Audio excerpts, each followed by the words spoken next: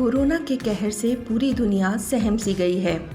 सरकार हर संभव मदद का आश्वासन दिला रही है।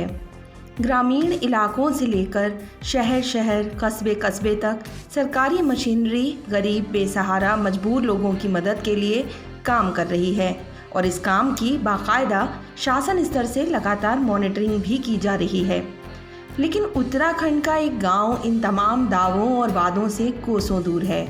सरकार से निकलने वाले आदेशों की आवाज़ शायद इस गांव तक नहीं पहुंचती। इसलिए यहाँ के ग्रामीण मूलभूत सुविधाओं के साथ साथ लॉकडाउन में मिलने वाली तमाम सुविधाओं से वंचित हैं। हमें बहुत हो रही परेशानी, कोटा भी टाइम पर नहीं मिलता। 7 जने एक परिवार में, फिर भी अच्छा कोटा नहीं मिलता। अब क्या कर खा लो, बच्चे भूखे हैं, अपना पूरा पाड़ो, बच्चों का पूरा पाड़ो।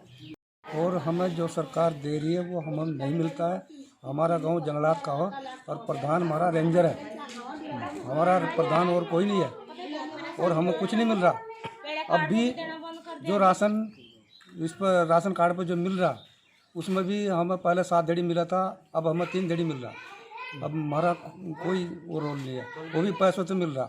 अब ये 3 धड़ी चावल मिले हमें फ्री के, नहीं तो हमें कुछ नहीं मिला। हरिपुर के रहने वाले हैं, सविता मेरा नाम है। 500 रुपये देते संजू डीलर को। प्रधान तो बस हरि सिंह है, बस मतलब 500 रुपये किस काम के दिए? रेंजर है वैसे तो प्रधान हो इनका। बस पहला मैं 7 दड़ी दे रहा था, जब तो हमारा संजू जब तो मैं 6 दड़ी दे राशन। यहाँ तो दिक्कत बहुत हो रही इस गाँव में। विकास से कोसों दूर ये गांव देवभूमि उत्तराखंड के ज्वालापुर विधानसभा क्षेत्र के विकास खंड भगवानपुर में पड़ता है। यहाँ पर आज़ादी के बाद से अब तक कुछ भी नहीं बदला। जैसे ब्रिटिश काल में लोगों को असुविधाओं से दो चार होना पड़ता था, वैसे ही आज भी इन लोगों को अपनी ज़िंदगी गुजारनी पड़ रही है। इस गांव के लोग जंगल पर आधारित रहते हैं और अपना जीवन बसर करते हैं, लेकिन लॉकडाउन के चलते अब ये जंगल भी नहीं जा पा रहे। ऐसे में इन लोगों के सामने सबसे बड़ी दिक्कत रोजी रोटी की हो गई है। सरकारी सस्ते गल्ले से मिलने वाला राशन भी इन ग्रामीणों की भूख नहीं मिटा पा रहा, क्योंकि कई ग्रामीणों के राशन कार्ड नहीं है और कई राशन कार्ड ऑनलाइन नहीं है। जबकि शासन स्तर से लगातार कहा जा रहा है कि जो कार्ड ऑनलाइन नहीं है उन्हें राशन डीलर ऑनलाइन करें और राशन दें, और जिन पर राशन कार्ड नहीं है उन्हें प्रशासन की ओर से राशन मुहैया कराया जाए। लेकिन ये तमाम दावे और बातें शायद इस गांव के लिए नहीं हैं, क्योंकि इस गांव में अभी भी राशन पुराने ढर्रे पर ही बांटा जा रहा है। इस बाबत हमने खाद्य आपूर्ति अधिकारी TN शर्मा से बात की।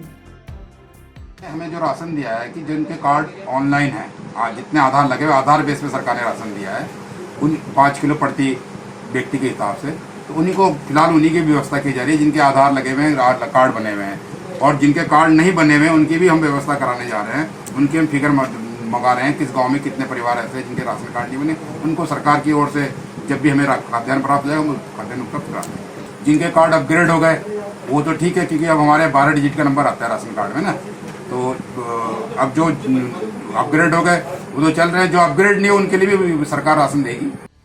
यानी ये साफ है कि जिन लोगों के राशन कार्ड ऑनलाइन नहीं है या जिनके पास राशन कार्ड नहीं है उनको खाद्य आपूर्ति विभाग से राशन अभी नहीं मिलेगा।